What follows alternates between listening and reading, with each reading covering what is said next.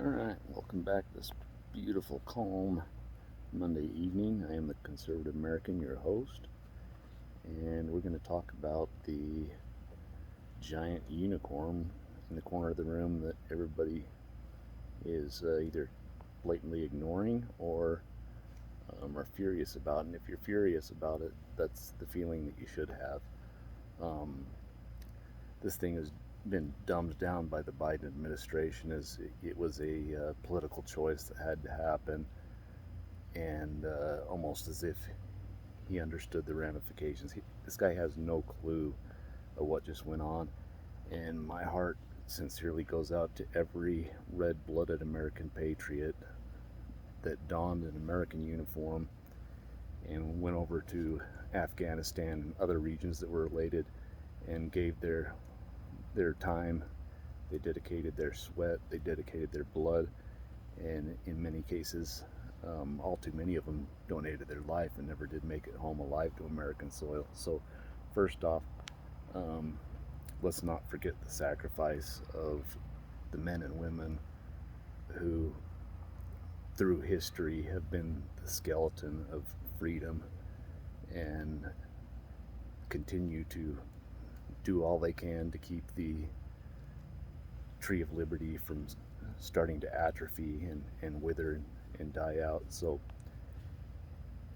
if you know a soldier, if you know somebody that's been a soldier, or you know somebody that directly works with soldiers, take a moment and tip your hat to them, give them a handshake, and tell them you're there for them, because if you don't tell them, nobody's going to. So first and foremost, absolutely my heart goes out to them all, because what happened in the last 72 hours and is still happening is an absolute slap in the face to their sacrifice. It's a slap in the face to the billions of dollars that America has sacrificed trying to stabilize that region. And we can go into a talk about semantics and whether that was a good thing or a bad thing. At this stage, none of that really matters. We were in this deal. We were 20 years, billions, and thousands of lives invested into this deal, and it just got blown up um, in a period of 72 hours. And as you go to bed at night, you say your prayers. Remember to keep a prayer in your heart for, again, all the military families who sacrificed so much and continue to sacrifice so much so that you and I can live in a civilized society and enjoy the freedoms we have. But also keep a place in your heart and in your prayers for the innocents over in Afghanistan. There tends to be a bit of a human nature that goes along with fighting these long drawn out wars, and whether we consciously do it or unconsciously, sometimes we bias ourselves against people from these nations and tend to associate all the inhabitants as evil and vile, and that certainly is never the case. My heart weeps for the women that are over there, for the children, for the babies, for the fathers that are doing nothing more than what they have the means to do, that you and I would do, to try to provide for their families, to try to make a better life for their children than they had, and all of it's going up in smoke. It's a grim prediction to say, but it, the truth has to be said.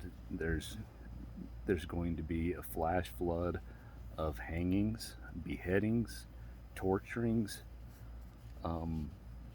raping of women and children, and predominantly the victims of these crimes are all going to be the Afghani citizens that were labeled as helpers to the U.S. military and trying to bring peace to that region and stabilize it and break it down into what they were trying to do. And for the most part, they were actually quite successful in that. And again, we can go into semantics and debate the legalities or the nobilities of engaging in the war that we did there, but it doesn't matter because that was 20 years ago. We were there, we were the voice of freedom, we were the sword of liberty for those people, and at the drop of a hat, we abandoned them so fast. And when I say we abandoned them, the soldiers didn't abandon them. The soldiers were doing what they had to do. Um, they are acting for a commander in chief, and when the commander in chief gives that order, they have to follow orders. But there has been so much compassion over there with some of the soldiers and some of the things that I've seen with them loading up big heavy transport planes and piling on as many people as they possibly could to get them out of that evil region. I don't know if you can call it region evil, but there's certainly a lot of evil doers in that area, and those folks are going to have a hellish, hard, trying time, whether they got out on an airplane or whether they didn't. I mean, I think as cruel as it sounds to say, probably some of the lucky ones were those so desperate to get out of there that they clung to the landing gear of military transport planes leaving the place and then plummeted, in some cases several thousand feet to their death as they were unable to physically hold on any longer. And, pushing all politics aside, the humanity of it and what's going to happen to those people pales in comparison to the trials and tribulations that you and I and really any American will ever have to face, aside from the brave men and women of the U.S. Armed Forces that have been over there where the rubber hits the road and doing their thing. But this wasn't a abhorrent miscalculation, a misjudgment on so many levels that I can't help but think this is going to be probably one of the big hallmarks of the Biden legacy, is letting those people down. Those people that were helpers, they didn't ask the U.S. to come over there necessarily, but they were there and the U.S. asked them to help. They played intelligence roles, they gathered information, they pinpointed hiding spots for weapons cache, for Taliban operations, munition holds. And when the Taliban gets in there and, heaven forbid, they figured some things out, and they will, whether documents didn't get completely destroyed in the embassy, electronics didn't get completely destroyed in the embassy, or just going door to door and making people rat one neighbor out on the other. They are going to be put through the worst torture that the ungodly side of this planet has to offer, and they're going to be made to pay in ways that make the phrase cruel and unusual punishment seem like child's play. But, Biden tries to wash his hands of this and say, well, it was just a decision. Yeah, it was a decision. It was a big decision. It was a big, bad decision. And you even have the cackling hyena Kamala Harris refusing to stand adjacent to the president while he does his press conference today on the matter. And, so for Kamala to do that, she sees the sinking ship. She knows she's not going to be on the bridge of that thing when it goes crashing under the surface. So, Biden's going to say what he's going to say, but backtrack back to about the first week of July 2021, and it was one of the first time Biden's ever been pressed full court by reporters. Usually they throw him, little softballs to hit, and they actually finally threw him some fast pitches and then threw him some more fast pitches when it was clear he didn't like those. And he was pressed on what is going to happen, how long before the country destabilizes, and he emphatically denied that it would happen. He went on to explain that they had some of the finest trained soldiers of their own over there now, some of the finest armed soldiers, some of the finest military technology and military equipment to do the deed they had to do. And within 72 hours, his mental acuity was challenged with the reality and truth of the world that we live in, and it was proven to be all wrong. I mean, it couldn't have been more wrong. Um, but point of me making the video tonight is I see, as you should be, I see a lot of my conservative friends. I even see a lot of liberal friends that are mentally shaken and disturbed by these events and the sorrows that come with it. And in the words, I guess, of Sean Hannity, let not your heart be troubled, because we live in troubling times. Some of these things that are happening, if you're a God-fearing person, are of biblical proportion, that have been prophesied for thousands of years. And there's just no way around some of this good and evil that has to exist in the world we live in. Everything's got its checks and balances. Everything, the pendulum swings one way and it swings an equal degree of movement the opposite way. And we're seeing a level of evil ushering in to the world, and have seen it for some time now. But don't let yourself fall into the despair that I would say, even go further than some of the liberals and some of those that want big government to control your life and take every aspect of your choice out of it and put it in their hands. But don't fall into the trap of the adversary, which is discouragement and despair, because that's the poison, cancerous pill that will get us all and take us to places we don't want to be. Don't let this build up your hate inside your heart, but let it build the resolve that you have to do as Rush Limbaugh so eloquently was able to do it. Push yourself to become more involved. Make it give you some more resolve to become involved in local politics, in your local school districts, in your school board meetings, in your local city, county, town politics. Take this opportunity to ask yourself if you want to run for some of these positions, and let's start pushing some of these long-term politicians and these people that are making millions of inside trader dollars. Obviously that's more on the federal level, and being career politicians, turning into multi-millionaires several times over off of salaries that are most under $200,000 a year. Start pushing some of these people out so we can affect real change. Start doing what you need to do to go to your political caucuses.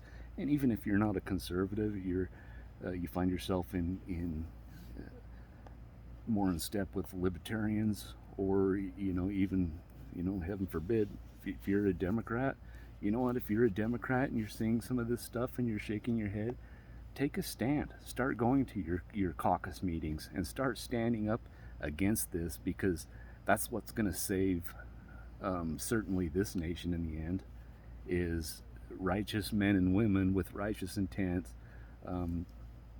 taking back their government. This isn't the government of the chosen politicians. It's our government. It's your government.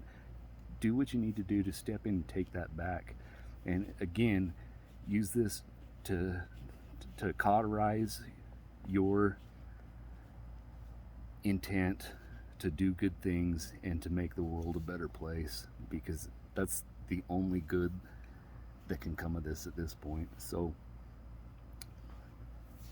keep looking forward. There's still a lot of things that we need to count our blessings with. There's a lot of good in the world. That's the pendulum effect to some of this evil, is there's an equal amount of salt of the earth people, people doing good deeds day in, day out, that go unnoticed. They don't make front page news. They don't make Yahoo news. They don't make Google news. They're not going to be on the Drudge Report, because misery and tragedy sells in news. Uplifting, God-worthy, brave things often they just don't cut the mustard to get on the front line headline page of the news. And you just got to remember that we're all in this together. Cauterize your resolve to make things change, to hold politicians accountable, to weed out the corruption where it is, whether it's in your backyard, in your county, in your state, in your district, um, from all the way to your president of the United States, to your senators and your representatives. Start holding these people accountable. Start stepping up and being heard. Stop being the silent majority, because I really do think the good in this nation are the silent majority. And I'm not just saying that falls into one caveat of one political party or another, because it certainly doesn't. There's a lot of good men and women that are Republicans and Democrats. There's a lot of evil people that are Republicans and Democrats. But we need to go back to our roots that this nation was founded on. We need to start giving thanks for the things that we have. We need to be a more humble people. We need to be loving to our neighbors, to our family. We need to be more tolerant. And we just got to take this one step at a time. So keep your chins up, keep your shoulders on your head, shoulders back, and we'll get through this whole thing, and things will work out. But in the meantime, the best thing that so many of us can do is just keep all the victims of this, and they're too many to number, but God can number them, and keep them in your prayers, and pray that they might find the solace in the justice that they deserve, that is their God-given right, that we'll wake up tomorrow and we'll be in a better place. And that's what it's going to take, is a whole lot of prayer and a whole lot of action, and we'll get these things together. And anyways, so a little bit of a sad note, but I think you have to look for the seedlings in every field, and even though the field just burned down, there's always life there that's ready to come up. And one other thing that we really need to do is start pushing these values on your children, because if you're not pushing your values on your children, other entities are, whether it's for better or for worse. And I'm not necessarily saying it's one-sided or the other, but if you're not instilling the values of America and the values of a godly, good-doing Christian society, even if you're atheist, good from bad, if you're not instilling these good values into your children, well, then you're leaving it up entirely to the school system that they go to their friends and peers, to the neighbors, to whatever they're piping in on their cell phones anymore. I don't know any kids under the age of, or older than the age of 10 years old, that don't have a wireless device at their disposal. And we really need to be making sure that our kids' heads aren't being polluted with nonsense that come from corrupt organizations and ideals that do not fall in line with our ideals. And if you leave that up to chance, there's a significant likelihood that they are going to fall away from some of those ideals that has made us as a nation great, that has made the world great, largely. I mean, the world is a very great place. There's a lot of evil in it, but keep your chin up and think of some things that you can do on a daily basis to make the world better. Send letters to your elected officials. Keep in touch with them. All that stuff makes a difference.